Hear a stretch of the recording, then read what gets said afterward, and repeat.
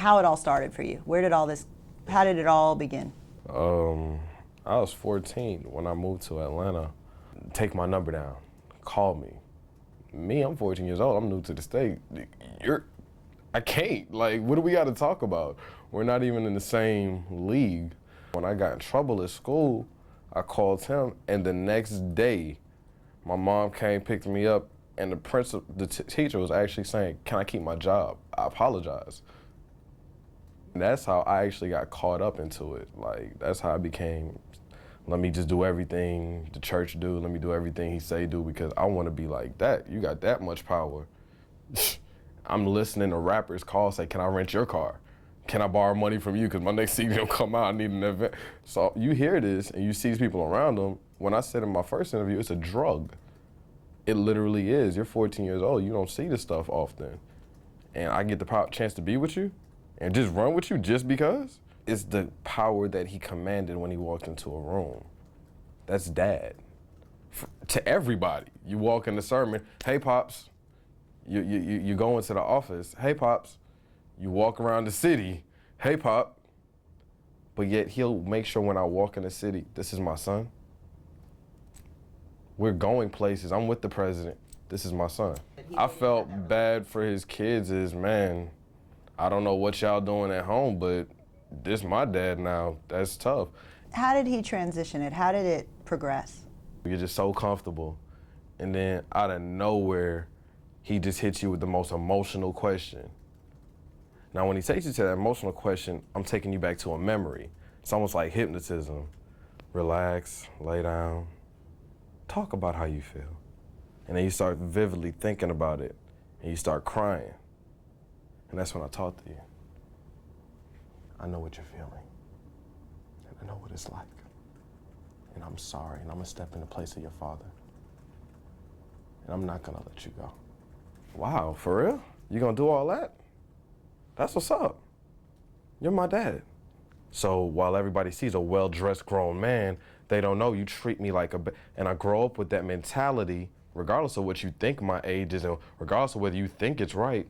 I'm 7 years old in my own eyes. At the moment, as a 14-year-old, you're thinking like you're the luckiest kid in the world. It's just like, you know, nothing can touch you. Like, you know, you always know somebody got your back, you know. And for me, it was more of a spiritual connection with them. You know, it was all about God. The day that I met him, you know, it was just, you know, it was just like a God moment, you know.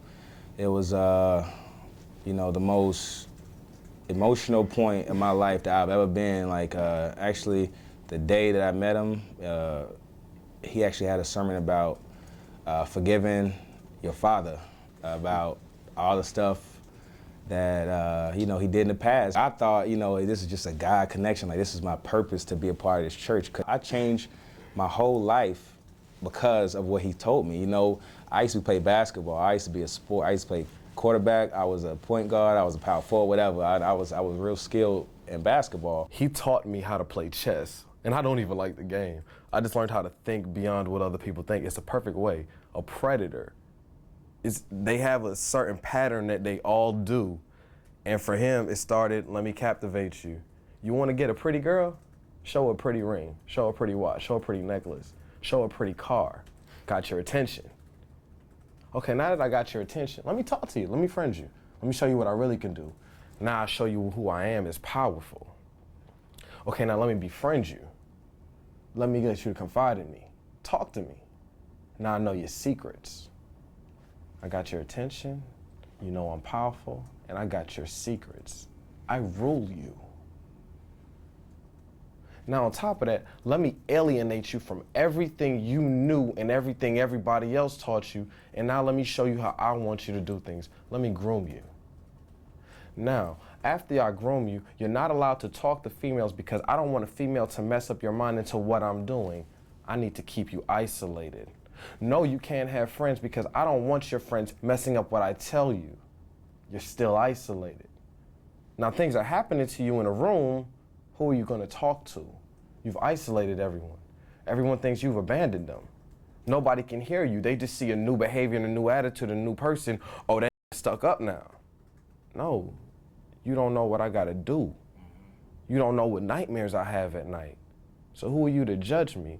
What's funny is I read so many comments after I got arrested, but nobody ever took the time to look and say, yo, what the hell did he do? I got a gun. Y'all people talking about money we got. What? I don't know what you're talking about. I don't. Yes, I protect myself. I believe everybody in America has a right to protect themselves. You caught me with bud, look at the sign of sexual abuse victims. What's the very first thing on any website you'll see? Alcoholism, drug abuse, ice. Now, is that not all stuff I did? Why am I in another city? I'm not in Atlanta. Read the signs. Judge me again. Judge me again, and then judge me again. And still ask me, could you do half the stuff we walked through? How did he rope you into that? How did he rope you into it? Explain, like, what do you mean? How did he convince you the very first time to do what? Just to be his son, or you mean, or what do you? No, the physical stuff. How did he transition it? Well, you know, started off, you know, it's just, That's the stuff he did. you know, it's You start touching him. he is slowly lean back. gain your trust. And that's it. I mean, you think a man of that stature would not ever do anything like that, and that's what everyone thinks. I mean, any priest, any bishop, any pastor, anyone, whoever goes to that congregation, whoever listens to that man speak is going to automatically give that man the utmost respect. You know, and that's what we did. I mean, we were just regular members of the church. We wasn't anything more than kids who went to the church to learn about God. I mean, but the thing is, you know, what trapped us was, you know, we were just addicted to the lifestyle.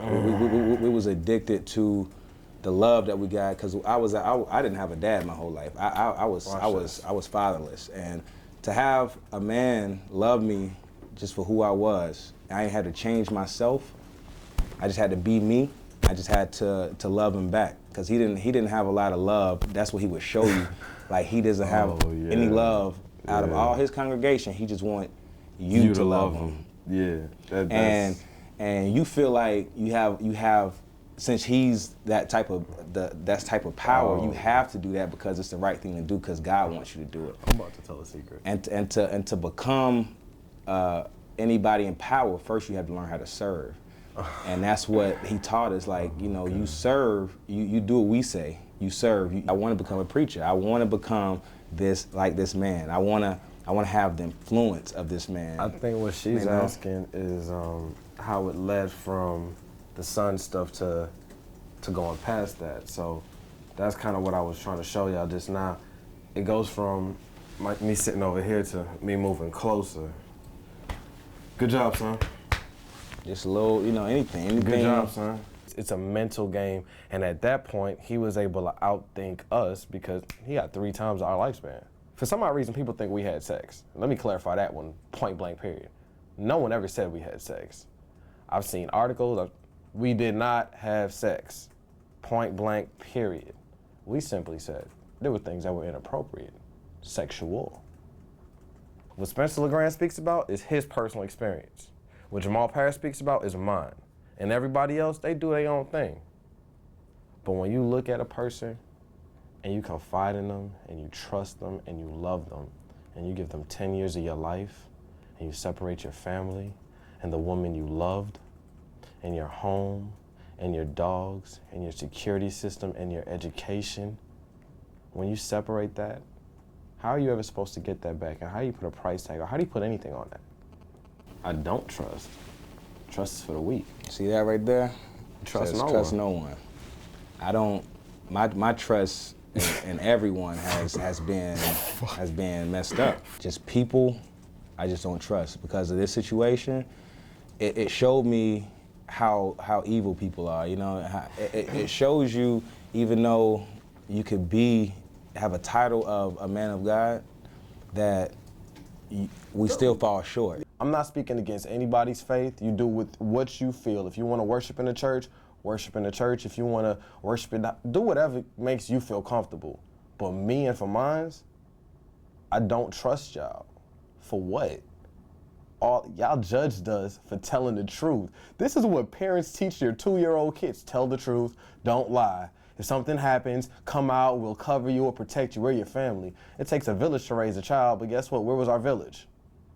So why the hell am I gonna trust y'all for anything? I don't wanna hear that crap from none of them. Because guess what? If they've been hearing it for years, why did it take me 1 year after I left before something got done? I don't show any sympathy to anybody going through it now. I would love to, I really would. I feel sorry for what's going on through you, but I feel like at this point, the ship is sinking. We done put up the flare signals. We showed you the lifeboat. We told you everything you need to do. We showed you the signs. This is how you avoid it. And that's why I'm really gonna write a book and I'm gonna tell y'all, this is how y'all avoid it. This is what it looks like. Each gift became above the next. Like I remember the first time I didn't have money to go to New York. Oh, you don't have money for the flight? I'll get you there. Oh, you need money for spending? Send you $20. You just ran with it because you had so much faith in this church and this man. Like, no, you know what the most fun part was? This is just pulling up in the cars. Like that was just stupid. You talking about 19, 20, 21, and you pulling up in a Maybach, a Rolls, a Cadillac XLR. And all those people saw him going into the hotel room with you guys.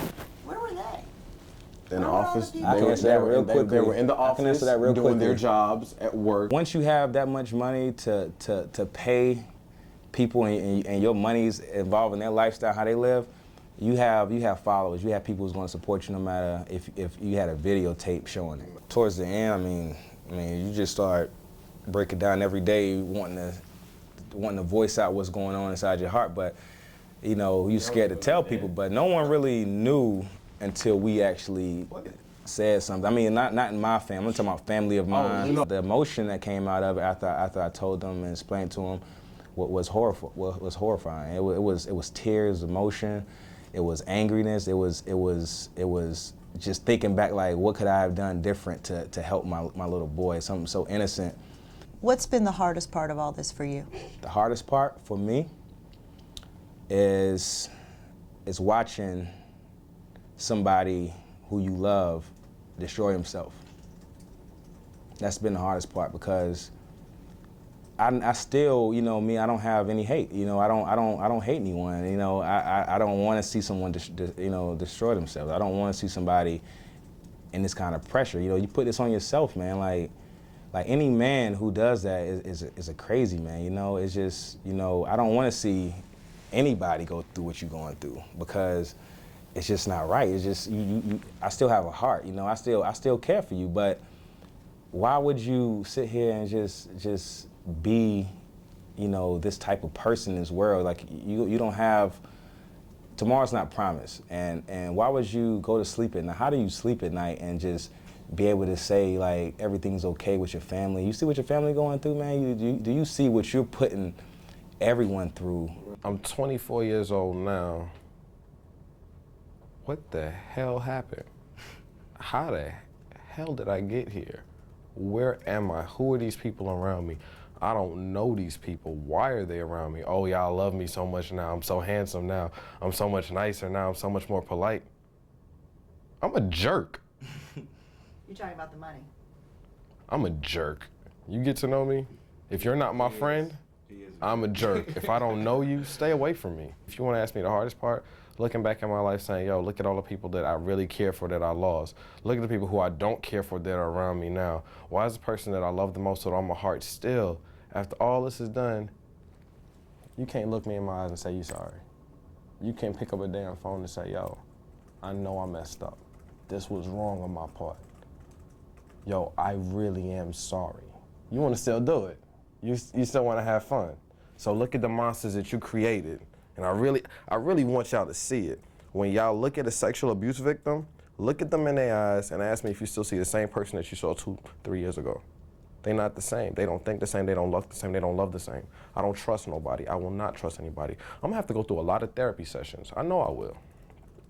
We can't just show you a picture of our life, what we've been through. You have to actually have the ear to hear and listen to what we're saying, you know. God, you sound like him right now. I know, because we're trying to change it. We don't want to see other kids go through this. And even if we don't stop the sexual molestation spirit, even if we don't stop this man or anything, it's it's the sense of God looks at us and He's blessing us. You know, when we die, it's gonna be all good. You know, this life that we live in is just, you know, it's a test. Everywhere you go, it's a test. Do you feel like he needs to be punished? I think God is the only punisher. So I think God is dealing with him now. I think he's already being punished because I see, you know, even though, you know, this stuff is over with, I still go to Google. I still find myself going to Google, typing in his name and just searching what's going on next, you know. I just seen his face, you know, and I could see that he's hurting inside and he's not the same person as he used to be. I know what he's going through. I know he's still, you know, he's still fighting things. I'm still fighting things. But when you got a brother who will be there for you, no matter what people say, you know, no matter what you go through, you know, you got somebody there. You know, that's all I want, you know, is a friend, somebody who cares and knows what I've been through, you know. And that's what we're doing now. You know, we just here, you know, have each other back, and you know, we're trying to get to the next level. And try to move on with our lives, you know. We still fight it every day because it's our life, you know. It's people don't understand that we are like real people out here. Like we not just victims. We are people who are trying to make it. We have all our problems, you know, but you know, we're trying to make it. We're trying to become men without a father, you know. That's the person who made us, you know, the type of person we are now. But he did teach us good things, but something in his heart, you know, had to have, you know, something had to be wrong with him, man, you know. I feel like people that do the things they do, they gotta answer for their decisions at some point in life. Whether you face it legally, God, or somebody catches up to you one day. I think everybody has to pay a consequence. And I don't think it's up for me to decide what that consequence is, but I'm pretty sure that one day I'm gonna sit back with some popcorn one day, watch TV, and I'm gonna smile and cry like I've never cried before. And I'm looking forward to that day. And I hate it at the same time. Is what's done in the dark will come to light. Surprise, the light's on. Yeah. He was begging me to come back. He was begging me to come back to the church, begging me to see me. And I was like, look, man, you know, I don't like what's going on here. So I'm fleeing. I'm going back to my hometown. And I have to listen to his voice for the first time again in months. And for me, that was difficult. Just hearing his voice, seeing his face, because when I see his face, what I honestly want to do, it's the hopeful kid in you, like, whew, maybe daddy's gonna be daddy today, and maybe this thing done waited enough for them that I can't let my kids go out there like that. I'm not gonna let my kids take this. Let me come in and save the day for my kids. Yo, you know what? This is on me. I'ma fix it. I got quiet and I started crying on the phone. And I couldn't even stop crying because it was angry. And the way he walked off and the way I saw the people stand up and applaud this man. How dare you? Money doesn't buy happiness, so it's you don't really care if you lose it or if you get more, because really all that matters is just like the peace of mind. You know, I just like to be at peace with myself. This money stuff, like, who cares about the number? Who cares about how much we got, how much we didn't get? Because it's not even about that. I mean, yo, the most transparent thing is I ain't coming into this situation for no money. I really don't give a crap. I don't. Came in a situation, I just told the truth. That's all I did. I didn't expect anything. I just wanted the truth, and I wanted some questions answered. Last time I checked, it didn't come with a price tag. You put it there, point blank period. I still want my pain to stop. I would love to, and I got to keep going back to my therapy because it's just ridiculous. It really is. But it's just not enough anymore. Like, I thought I could cover the pain up. I thought I could move, start over, and everything would go away. I was terribly wrong, because I'm still bringing the same demons and nightmares. So now I'm living a lifestyle that's meant to crash, and I know it's supposed to crash. I don't think it's fair for young men to feel as if they're going through an experience that nobody else is going through. I honestly thought I was the only one. I honestly thought I was the only teenage one. I honestly thought I was the only black one. I honestly thought I was the only male. I don't care if this book sells one copy or I don't.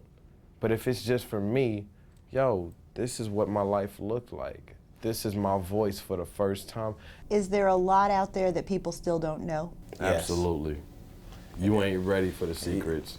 If you end up having to give back the money, will it be worth it? I don't care. Will it be worth it? I don't care. It's not I about will the money. go back. I will give it right now. Dude, take I it feel like burning it. Really. Honestly, if you want it back, if really- you're that desperate because your church membership ain't the way it needs to be, well, hey, guess what? Great for you.